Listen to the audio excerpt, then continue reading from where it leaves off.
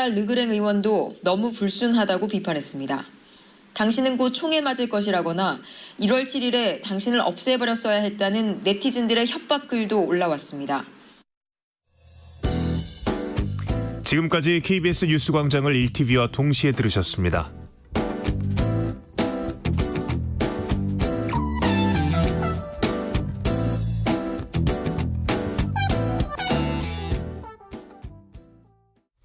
지금 시각은 6시 15분입니다. KBS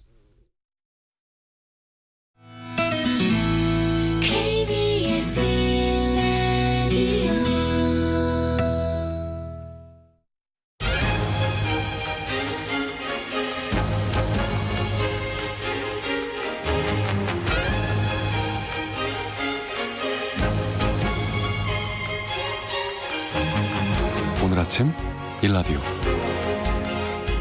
안녕하십니까. 오늘 아침 일라디오 아나운서 오승원입니다. 졸음과 주의태만으로 인한 교통사고에 각별히 주의해야 할 시기입니다. 한국도로공사에 따르면 최근 3년간 3월 교통사고 사망자가 2월보다 50%가량 증가했고요. 또 2차 사고 사망자도 무려 3배나 증가했다고 하는데요.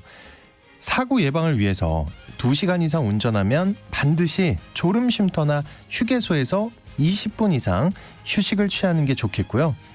또 주기적으로 환기를 시켜서 이산화탄소 농도를 낮추는 것도 반드시 실천해야 할 사항입니다. 최근까지도 비나 눈이 내리는 날들이 많았잖아요. 이럴 때는 실시간으로 교통 상황 파악하면서 안개등이나 비상등을 반드시 켜주시는 건 기본이고요. 또 세심한 자동차 관리도 필요한데요. 겨울철 제설제로 인해 부식된 차량 하부와 타이어 공기압, 또 제동 장치도 점검해 주는 게 좋겠죠. 이 모든 게 운전자들에겐 아주 기본적인 상식이지만요. 항상 이런 상식이 늘 제대로 지켜지지 않아서 사고로 이어지는 경우가 많죠. 주말 앞두고 나들이 계획 세우시면서 이런 주의사항들에 다시 한번 관심 가져주시면 좋겠습니다. 3월 15일 금요일 오늘 아침 일라디오 출발합니다.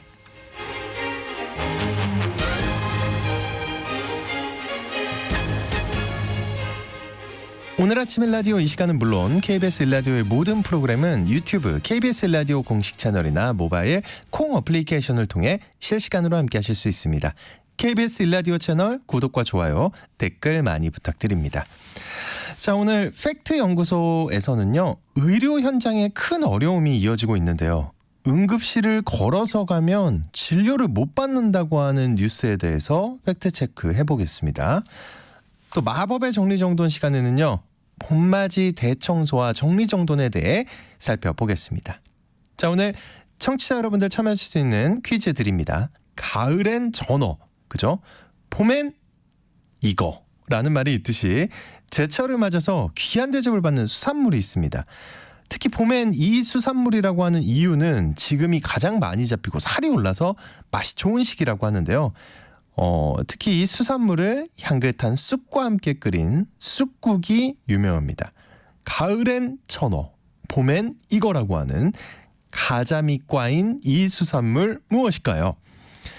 추첨을 통해 농촌진흥청에서 제공하는 웰빙 혼합 잡곡 세트를 한 분께, 향긋한 커피를 드실 수 있는 모바일 커피 쿠폰은 4분께 드리겠습니다. 방송에 참여하실 분들은요. 단문 50원, 장문 100원이 드는 유료 문자 샵 9730으로 보내주시기 바랍니다. 유익한 정보와 살아있는 이야기가 있습니다. KBS 오늘 아침 일라디오. 이 정보가 사실인지 혼란스러운 내용을 바로잡아보는 팩트연구소 시간입니다. 선정수 팩트체커와 함께합니다. 안녕하세요. 네, 안녕하세요. 지금 의사 집단 행동, 의대 증원 확대를 거부하는 이 행동이 오래 지속되고 있는데요. 정부가 혹시 환자가 스스로 응급실에 갈 경우에 진료를 받지 못하게 하는 방안을 추진한다, 이런 보도가 나오고 있는데 이유가 뭘까요? 전공의 대부분이 의료 현장을 떠난 상태에서 응급의료 대응 능력을 유지하기 위한 짜내기, 이렇게 볼 수 있겠는데요. 네. 응급실 인력이 굉장히 많이 줄어든 상태에서 경증 환자들로 응급실이 붐비면 결국엔 위중한 응급 환자들이 제때 필요한 진료를 받지 못하게 되기 때문입니다. 정부는 지난달 28일 비상진료 보완 대책을 수립하고 상급 종합병원에 군의관과 공보위를 투입했습니다. 그리고 경증 환자는 질환과 증상에 맞춰서 다른 종합병원을 이용하도록 유도하는 이런 정책을 펼치고 있는데요. 정부는 비상진료 보완 방안이 현장에 차질 없이 적용되기 위해서는 응급 중증 환자를 위해서 상급 종합병원으로의 발걸음을 잠시 멈추는 국민 여러분의 적극적인 협조가 필요하다 이렇게 호소를 했습니다. 네, 이와 관련해서 이 환자가 스스로 응급실에 갈 경우에 진료를 받을 수 없게 하는 방안이 추진된다는 보도가 많이 나왔는데 이거 어떻습니까? 사실인가요? 한덕수 국무총리는 지난달 28일 중앙재난안전대책본부 회의에서 이런 방침을 밝힌 뒤에 보건복지부가 구체적인 도입 방안을 검토하고 있다 이런 보도가 많이 이어졌습니다. 네. 응급 상황이 발생해 119에 신고를 하고 구급대가 이송하는 경우 그리고 병원 간에 전원하는 경우 등에 한정해서만 응급실을 이용할 수 있도록 하겠다 이런 내용인데요. 스스로 응급실에 가는 환자는 상대적으로 경증 환자이므로 이들이 대형병원 응급실 이용을 제한하겠다 이런 취지인 거죠. 그래요. 근데 그 스스로 응급실에 찾아갈 수 있을 정도면 한마디로 위중한 상태가 아니라고 보는 거잖아요. 그렇습니다. 일리가 없진 않을 것 같은데 반발도 있을 것 같아요. 네, 13일 뉴시스 보도를 살펴보면요. 네. 제목은 대형병원 응급실 걸어오면 퇴짜, 심근경색 모르나 반박 이런 제목인데요. 정부가 걸어 들어오는 환자의 대형병원 응급실 이용을 제한하겠다는 방침을 밝힌 가운데 1분 1초를 다투는 응급질환인 급성 심근경색 뇌졸중 환자의 절반가량은 직접 응급실을 찾고 있어 정교하고 세밀한 정책이 뒷받침돼야 한다. 이런 내용입니다. 뉴시스는 국가응급진료정보망 통계를 인용하는데요. 지난해 기준 119 구급대로 이송되는 급성 심근경색 환자는 응급실을 이용하는 전체 급성 심근경색 환자의 45.3%에 그쳤다. 또 응급실을 이용하는 전체 급성 뇌졸중 환자의 53.8%만이 119 구급대를 통해 응급실로 옮겨졌다. 이렇게 보도를 했습니다. 그러면서 정부는 직접 응급실까지 갈 수 있는 환자는 상대적으로 경증 환자라면서 대형 병원 대신 지역 응급실을 이용하도록 하겠다고 밝혔는데 갑작스럽게 발생하는 데다 결과가 치명적일 수 있어 네. 신속한 치료가 관건인 급성 심근경색 뇌졸중 환자의 절반가량이 응급실을 걸어 들어가고 있는 것이다. 이렇게 보도를 했습니다. 근데 이거 통계를 인용했으니까 사실 아닙니까? 뭐 혹시 잘못된 게 있을까요? 국립중앙의료원 중앙응급의료센터의 2022 중증 응급질환 응급실 내원 현황 이런 자료를 살펴봤는데요. 네. 중증 응급 환자 119 구급차 이용률 항목이 있습니다. 심근경색은 58.7%, 허혈성 뇌졸중 56.4%, 출혈성 뇌졸중 72.6%, 중증 외상은 71.1%, 대동맥 박리 61.1%, 폐혈증 55.2%, 소생술 후 상태는 91.4%가 119 구급차를 이용해서 응급실로 도착한 걸로 집계가 되어 있습니다. 이게 뉴시스 보도와 시점 차이가 있어서 세부적인 수치는 일치하지 않지만 질환에 따라서 절반 가까운 응급 환자가 119 응급차를 이용하지 않는다는 점은 분명해 보입니다. 그러면 그 뉴시스 보도에 문제는 없는 거네요? 딱히 그렇지는 않은데요. 네. 이 통계의 세부 내용을 한번 쭉 살펴봤는데 환자가 응급실에 어떻게 왔는지를 구분하는 항목은 내원수단이라고 부릅니다. 이 내원수단 항목에는 119 구급차, 의료기관 구급차, 기타 구급차, 경찰차 등 공공차량, 항공이송, 기타 자동차, 도보, 기타, 미상 이렇게 구분이 되어 있습니다. 2022 응급통계연보에 따르면 전체 응급실 내원자의 23.3%만 119 구급차를 이용한 걸로 집계가 됐습니다. 도보는 1.3%에 그치고요. 의료기관 구급차가 0.7%, 기타 구급차 2.9%, 경찰차 등 공공차량 0.1%입니다. 그리고 나머지 71.5%는 기타 자동차입니다. 가족이 태워서 왔든지 스스로 차를 몰고 왔든지 택시를 타고 왔든지 하면 기타 자동차로 분류를 하는 거죠. 도보는 교통수단을 사용하지 않고 증상 발생 장소로부터 걸어서 내원한 경우와 환자 본인이 아닌 보조자가 발생 장소로부터 부축하거나 업고 걸어서 병원에 온 경우만을 말한다고 합니다. 네. 그러니까 걸어서 들어왔다. 이게 이제 집부터 병원까지 걸어서 와야만 통계에서는 도보로 잡히는 거고, 흔히 네. 제 발로 걸어서 응급실에 들어왔다는 의미는 기타 차량 이용까지 해당이 되는 걸로 봐야 되겠네요. 그죠? 그렇습니다. 네. 그러면 스스로 차량을 타고 들어온 환자의 위급한 정도는 어떻게 되는지 혹시 나와 있나요? 한국형 응급환자 분류 도구인 KTAS라는 이 도구가 있는데요. 네. 1단계는 즉각적 처치가 필요하며 생명이나 사지를 위협하는 상태. 2단계는 생명 혹은 사지, 신체 기능에 잠재적인 위협이 있으며 이에 대한 빠른 치료가 필요한 경우 이렇게 분류를 하는데요. 응급실에 도착을 하면 응급실 의료진이 최초 중등도 분류를 시행을 합니다. 119 구급차를 타고 온 환자 가운데 이 위급한 1, 2단계인 진료 우선순위가 높은 환자들은 15.7%를 차지합니다. 반면 기타 자동차를 이용해서 응급실을 찾은 환자 가운데 1, 2단계는 3.5%에 불과합니다. 그리고 40.2%는 3단계, 56.3%는 4단계에 해당했습니다. 네. 119 구급차를 타고 응급실로 오는 환자들보다 기타 차량을 이용하는 환자의 위중증 비율이 낮다. 이런 걸 확인할 수 있죠. 결국에는 119 구급차에 실려온 환자들이 자차를 이용해서 응급실에 오는 환자들보다 위중도가 심하다. 이렇게 네. 볼 수 있겠는데요. 네네. 그런데 혹시요, 정말 너무너무 아파서 한밤중에 갑자기 자다가 너무 아파서 네. 이를 악물고 자차를 몰고 응급실을 찾을 수도 있는 거 아닙니까?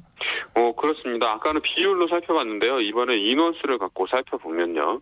119 구급차를 이용해서 응급실을 찾은 환자 중에 KTAS 1, 2단계인 위중한 환자는 18만 5,106명이었습니다. 근데 기타 차량을 이용해서 응급실을 찾은 환자 중에 1, 2단계는 12만 5,006명이었고요. 굉장히 네. 많죠. 네네.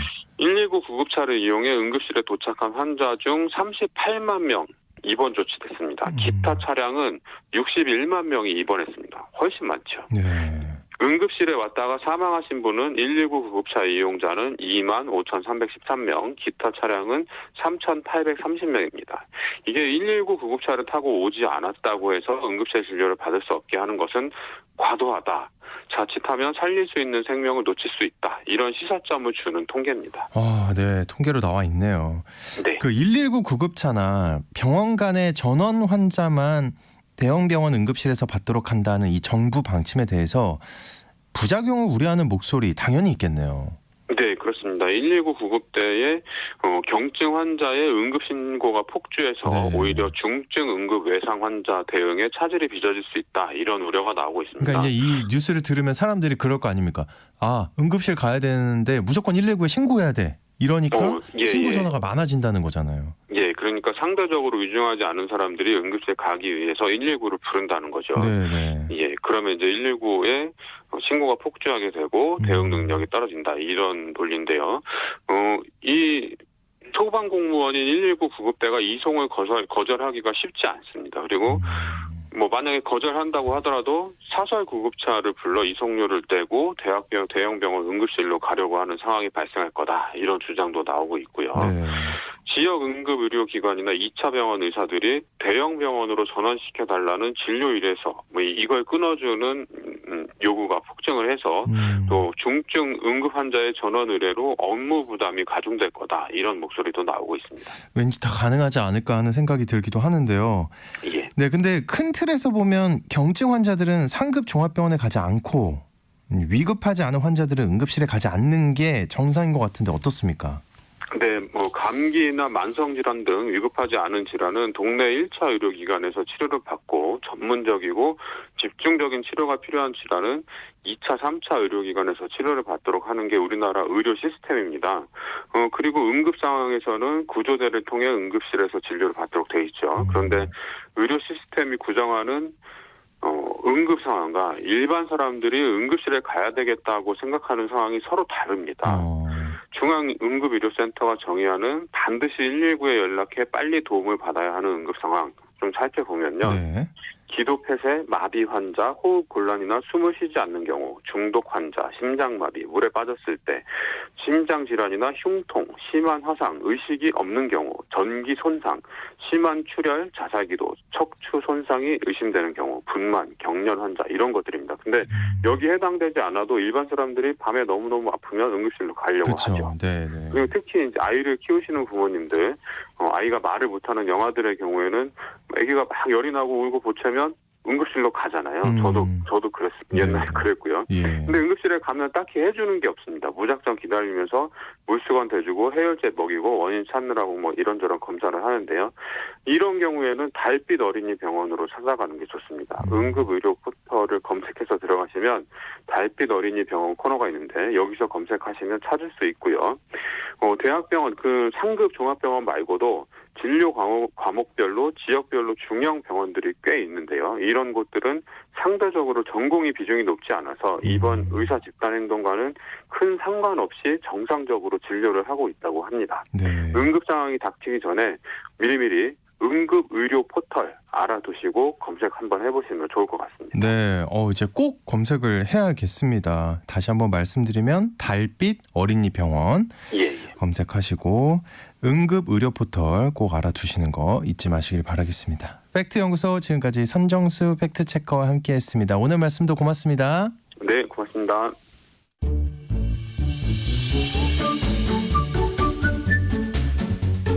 아침을 여는 기분 좋은 습관. KBS 오늘 아침 1라디오.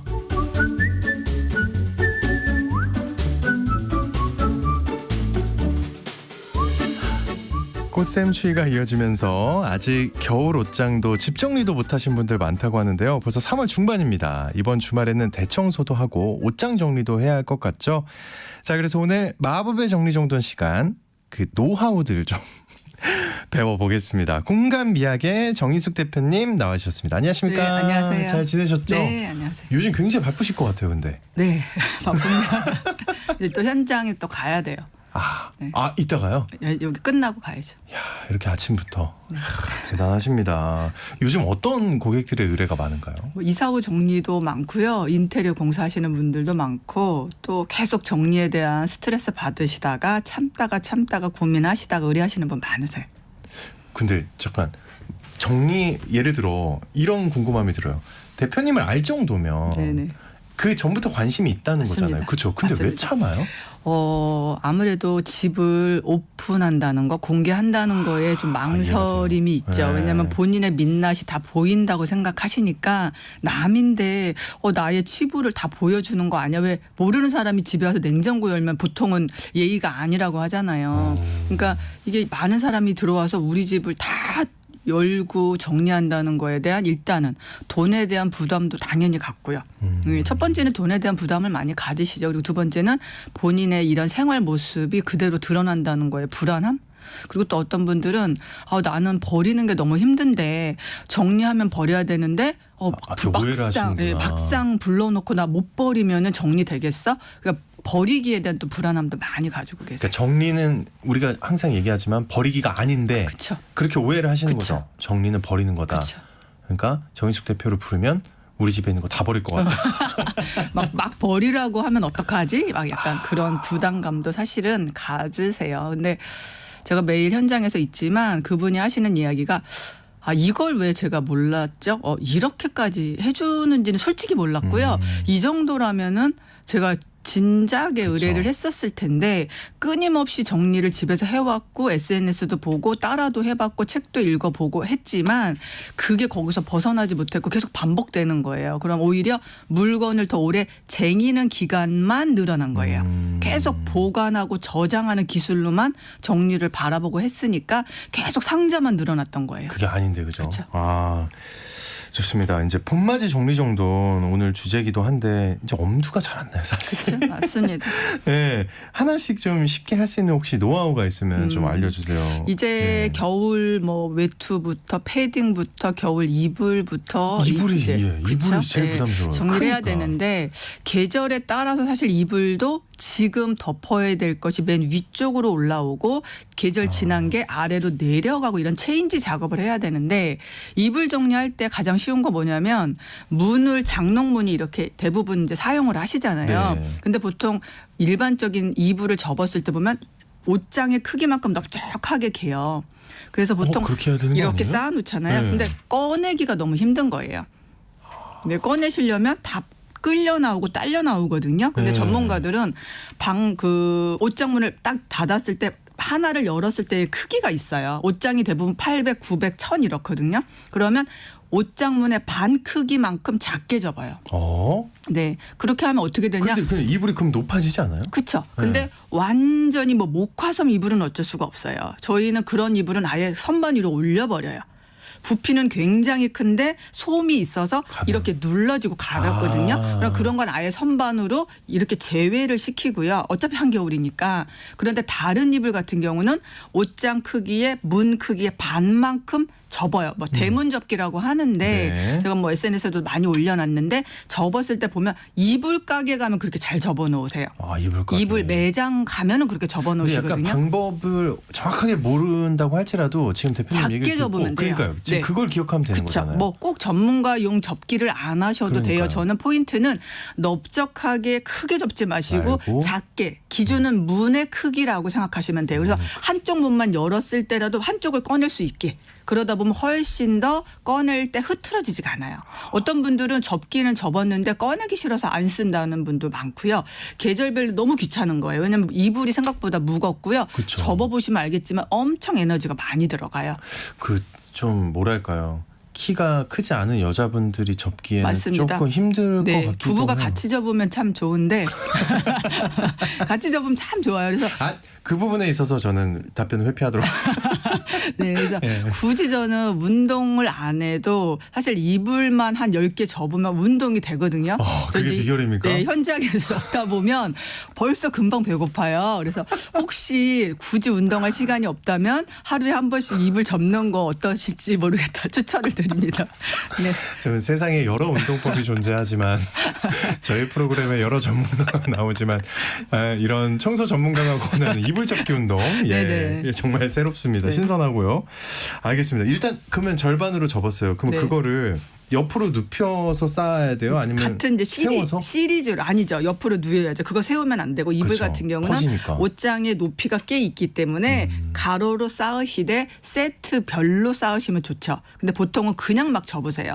패드와 이불과 세트는 세트끼리. 그래서 반쪽은 세트 이불, 반쪽은 그냥 단품 이불 이렇게 접을 때부터 내가 어떻게 꺼내기 쉬울까를 먼저 생각하시면 정리 방법이 솔직히 굳이 전문가가 아니더라도 쓸 때 편해야지라는 걸 계속 머릿속에 가지면 이거 위로 올려놔야지 이렇게 같이 세트를 묶어야지 이런 식으로 자꾸 정리법을 자기만의 방법을 가질 수가 있어요. 뺄 때를 생각해라. 그렇죠. 항상. 예. 근데 이제 많은 분들은 그냥 많이 넣어야지 어떻게 그쵸. 넣으면 더 많이 넣지 그러니까 막 둘둘둘 말아서 막 끼우시더라고요. 네. 그렇구나. 또 겨울 옷들이 왜 네. 뭐 이불만큼은 아니지만 부피가 꽤 크고 두껍고 맞습니다. 공간 차지 많이 하잖아요. 맞습니다. 이럴 때 어떻게 보관하는 네, 게 가장 좋을까요? 패딩이 그렇죠. 그래서 패딩은 1년 내내 사실 걸어두는 방법을 많이 쓰시기는 하는데 그 내장재가 아래로 쏠린다고 해요. 패딩 같은 경우. 그래서 모든 패딩을 접어라, 모든 패딩을 걸어라가 아니라 패딩의 소재, 겉소재에 좀 보셔야 될 것 같아요. 퍼가 달린 패딩도 있고 아예 속에 퍼가 들어있는 패딩도 있고요. 요즘에 거의 뭐 몇백만 원의 패딩도 있거든요. 그래서 걸어둘 거는 걸어두시고요. 구김이 조금 덜 가는 보드복 같은 거 괜찮을 것 같아요. 보드복은 정말 잠깐 입으시잖아요. 네. 그래서 가족들 보드복만 세트별로 빼서 쇼핑백에 담아서 이렇게 선반 위에 올려도 되고요. 제가 주로 많이 알려드리는 이유가 쇼핑백에 좋은 넣는 방법이다. 이유가 네. 부피를 조금 줄여주죠. 그런데 압축팩처럼 납작하게 만들지 않으니까 쓰기도 편하고 찾기도 좋고 세트별로 묶으니까 부피도 훨씬 줄어들고요. 패딩 한 3, 4개만 빼도 옷장에 여름용 면티 3, 40개는 걸 수가 있어요. 그래서 겨울옷을 다 집어넣어라, 다 꺼내라 이게 아니라 패딩하고 니트 정도만 옷장에서 이렇게 위치를 바꿔주면 훨씬 더 공간이 넓어지죠. 그래서 패딩 접어서 넣으시고요. 니트 같은 경우도 완전히 한겨울 니트는 되게 두껍잖아요. 네. 그럼 그런 거는 맨 위쪽. 사실 옷장에서 안 좋은 공간이 맨 위쪽과 맨 아래쪽이에요. 꺼내기 왜냐하면 힘들어서 그래요? 예, 그렇죠. 쭈그리고 앉아서 찾아야 되는 거고 의자 놓고 올라가다 보면 귀찮아서 안 쓰거든요. 그러면 그냥 옷을 접어서 넣으시지 말고 쇼핑백이 됐든 상자가 됐든 뭔가 한꺼번에 꺼낼 수 있게 시스템을 만드시고 손을 이렇게 닿는 데는 상관이 없죠. 맞다. 그것도 지금 말씀 듣다 보니까 쇼핑백에는 한 번에 꺼내기 좋네요. 그렇죠. 네. 그러니까 그냥 담아도 되고 살짝만 접어주면 웬만한 상자의 역할은 해요. 근데 집에 기가 막히네요. 쇼핑백 엄청 많은 게 네. 저희 현장에 항상 가보면 쇼핑백부터 먼저 정리해요. 너무 네, 많아서? 너무 많아서. 그래서 쇼핑백을 그냥 왠지 모르게 아깝다는 생각들 다 맞아요. 하셔서 그렇긴 무심코 해요. 또 계속 모으시거든요. 쌓아놔요. 네. 네. 그래서 제가 쇼핑백의 개수를 보면 그 사람의 소비 패턴이 보인다고 제가 말씀을 드려요. 왜냐하면 솔직히 백화점이나 이런 데 많이 안 가시는 분은 쇼핑백이 많지는 않으세요. 왜냐하면 온라인으로 사실 사면 쇼핑백이 안 오거든요. 그러네요. 그런데 백화점이나 이런 의류 매장을 자주 이용하시는 분들은 갈 때마다 쇼핑백이 쌓여요. 근데 아깝거든요. 솔직히 어쩌면 디자인도 괜찮이 예쁜 게 요즘 많아요. 그렇잖아요. 네, 그러면 튼튼하기도 해서 접어서 안으로 넣어주기만 하면 이게 손잡이 역할도 하면서 트레이 역할을 해요. 그래서 위쪽 같은 데는 그렇게 넣으시면 패딩 한 쇼핑백 안에 2개도 넣을 수도 있고 그래서 니트와 패딩의 위치만 바꿔주고 접어두면 옷장이 훨씬 더 넓어질 거예요. 이야, 진짜 꿀팁입니다. 제가 볼 때 쇼핑백. 네. 와, 왜 이 생각을 못했을까? 그렇군요. 아, 그리고 이것도 궁금해요. 왜 이렇게 겨울 옷이긴 한데 네. 몇 번 안 입은 옷들. 네. 분명히 이렇게 막 뭐 눈에 이물질이 보이진 않거든요. 맞습니다. 이거를 혹시 보관할 때 세탁을 꼭 해야 하는지. 아, 세탁하셔야죠. 해야 돼요? 예, 한 번만 입어도? 왜냐하면 사실 옷장 안에 생각보다 먼지도 굉장히 많아요. 그러니까 옷을 정리해야 되는 이유 중에 옷을 오래 잘 보관해야지만 오래 수명을 길게 할 수 있거든요. 근데 보통 관리를 잘 못하시면 특히 캐시미어 같은 경우 굉장히 고가잖아요. 아, 없어서 다행이다. 네.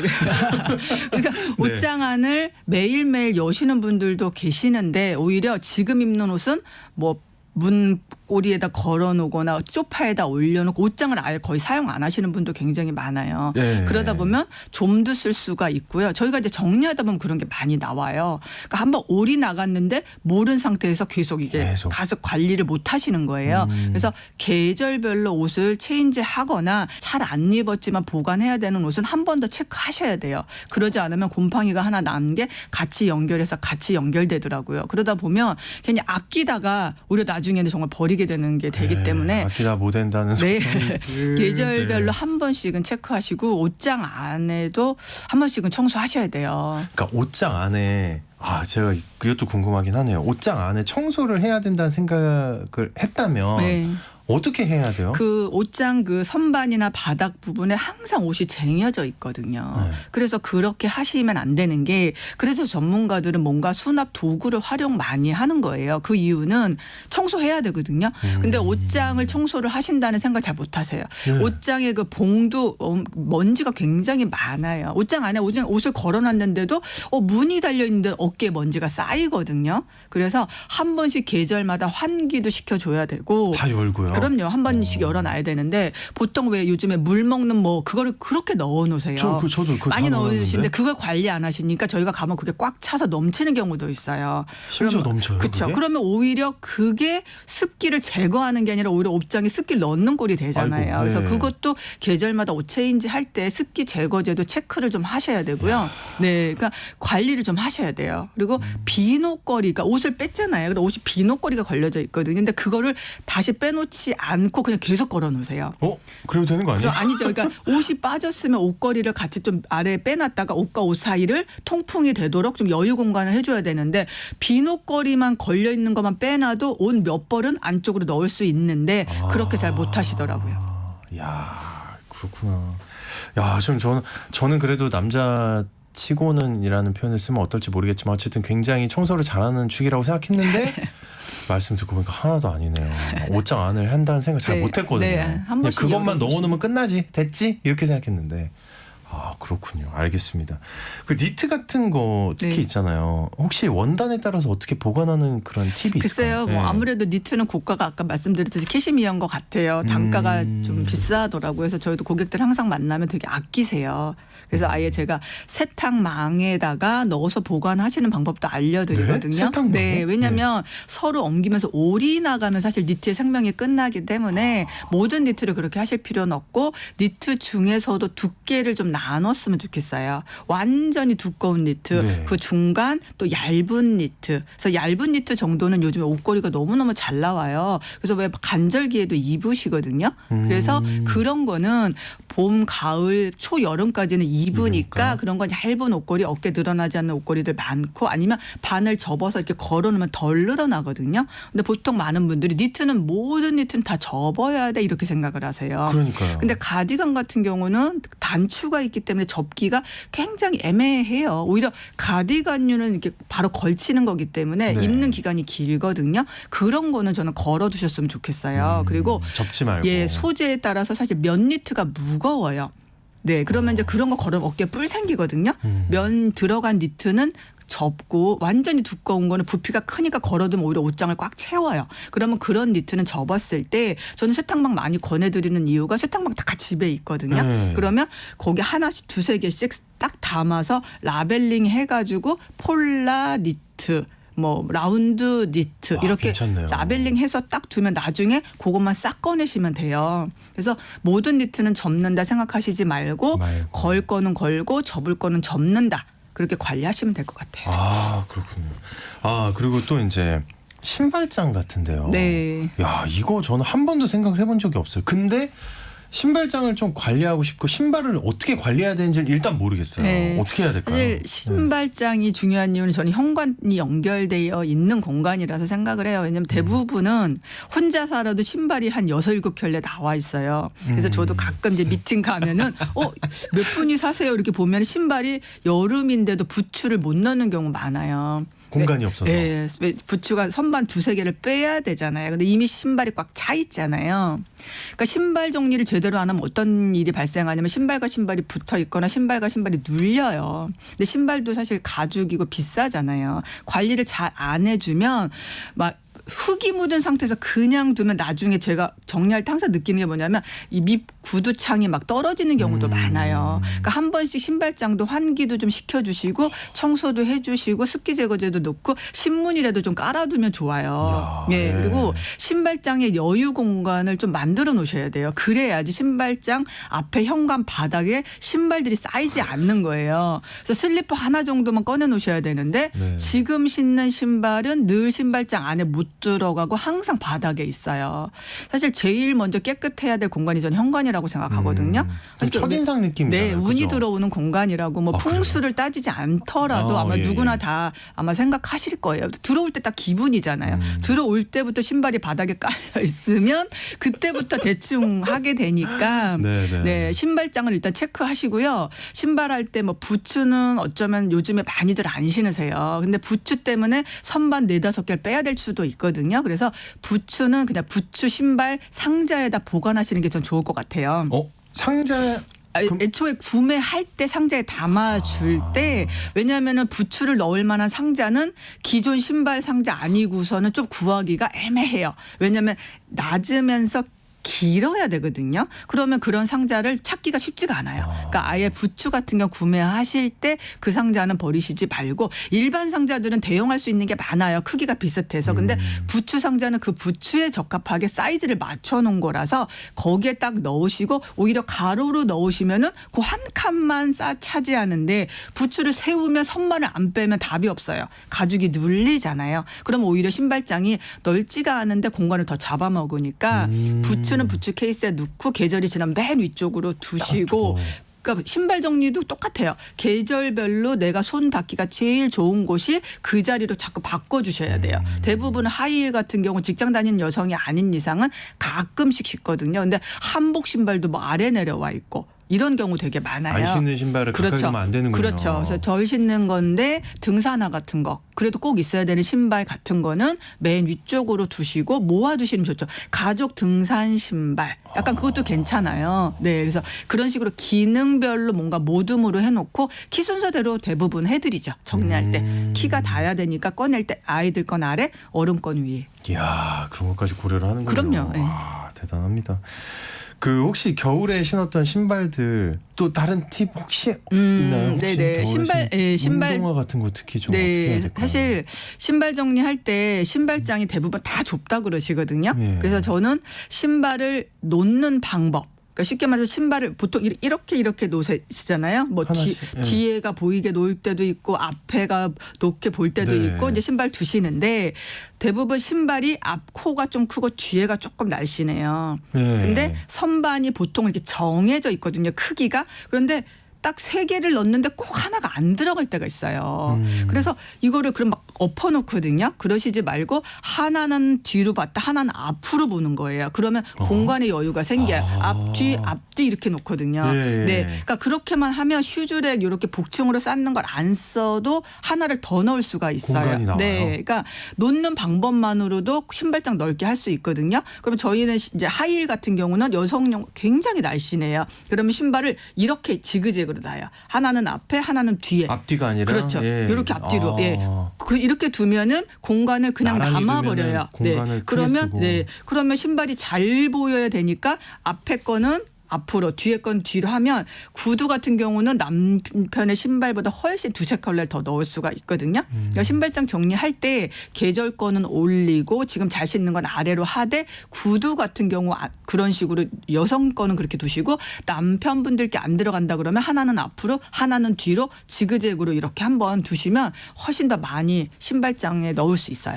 그 왜 구두나 이런 거 가죽 제품인데 네네. 만약에 이렇게 판단하실 수도 있잖아요. 고객이 예를 들면 이거 버리고 싶진 않은데 내가 좀 오래 보관할 거다. 당장은 안 신을 거고. 이러면 어떻게 해야 그러면 돼요, 그냥 관리를? 그런 거는 맨 위쪽으로 올리거나 상자에다 따 넣으신 거니까 그러니까 그런 게 추억의 신발일 수도 있잖아요. 네. 그러니까 결혼식 때 입었던 구두인데 그거를 버리기는 좀 왠지 그런 것 같은 거예요. 사람들의 심리가 그렇거든요. 근데 그거 신을 이상하게 결혼 예복 신발들은 불편하신가 봐요. 여성들도 이제 결혼식 때 입었던 구두 같은 거 가지고 계시는 분이 있어. 막 반짝이가 막 있는 거. 근데 그런 거는 사실 일상적으로 신지는 어렵죠. 못해요. 예. 근데 그런 것들이 신발장을 계속 차지하고 있으면 버리긴 싫고. 복잡해요. 그래서 예. 그런 신발들은 아예 추억용으로 추억 상자 안에 넣어버리는 것도 방법이고요. 뭐 이제 어느 정도 시간이 지나면 이제 사진으로 남기고 비워내야죠.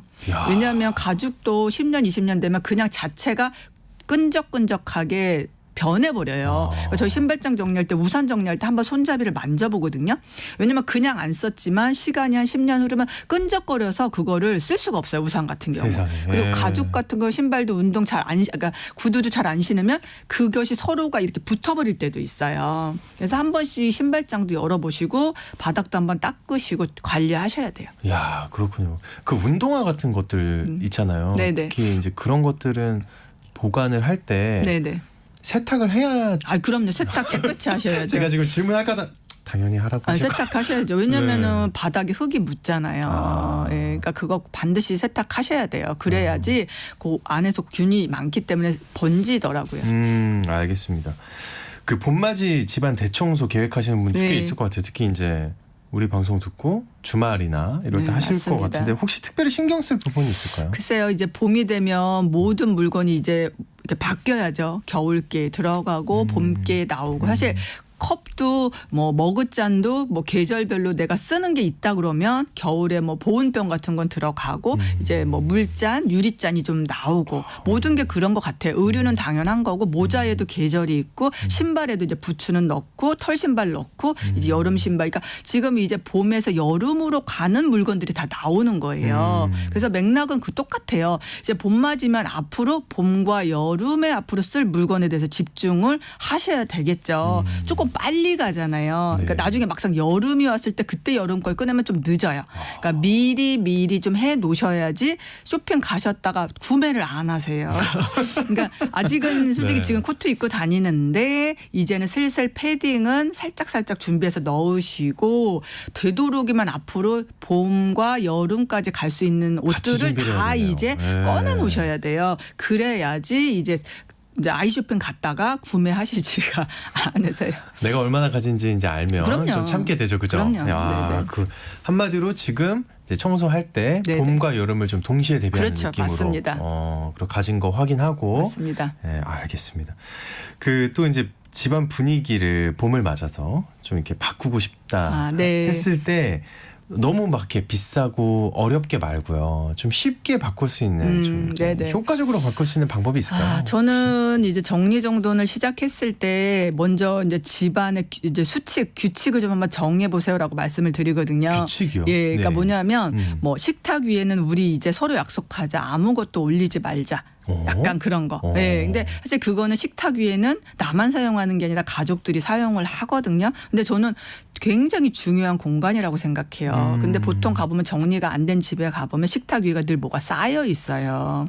그러면 우리 가족끼리 서로 약속을 해서 식탁 위에 생화, 그냥 아주 비싼 생화가 아니라도 꽃 한 송이가 되더라도 좀 꽂아두셨으면 좋겠어요. 예, 저도 사실 진짜 기분 좋겠네. 네. 꽃을 관리하기 힘들고 시드는데 버려야 되는데 그렇게 생각을 했는데 돈이 좀 있으신 분들 집에 가보면 식탁에 늘 생화가 있더라고요. 그래서 있나 봄이 보다. 오고 있으니까 네, 식탁에 생화 한 송이 됐든 자기가 좋아하는 꽃으로 한 번만 봄을 맞이해서 꽂아주시면 아마 훨씬 더 집에 생기가 돌 것 같습니다.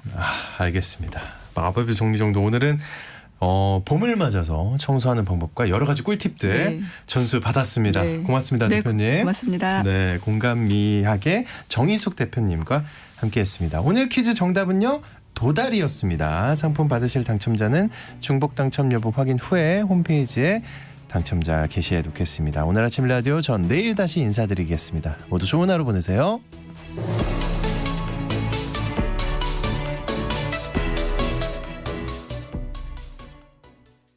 여보, 올해 공익직불금 신청이 2월 1일부터 4월 30일까지래요. 2월 1일부터 2월 29일까지는 지난해와 변동사항이 없는 농업인을 대상으로 휴대폰으로 신청하도록 문자가 온다고 하네요. 안내 문자를 받지 못했거나 신청을 못했으면 어떡해요? 3월 4일부터 4월 30일까지는 농지 소재지 읍면동에 방문하여 신청할 수 있으니 그때 신청하면 돼요. 신청할 때 폐경지 등 농지의 형상과 기능 유지가 안 된 농지는 신청하면 안 되니 자세한 건 공익직불제 콜센터 1334나 읍면동에 전화해서 문의해보면 좋겠네요. 그렇죠. 본 캠페인은 농림축산식품부와 국립농산물품질관리원이 함께합니다.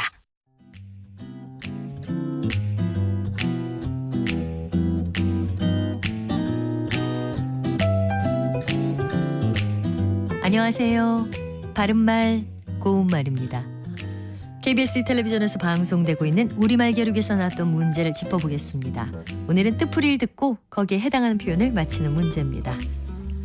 소름이 끼칠 정도로 약간 차가운 느낌이 잇따라 드는 듯하다를 뜻합니다.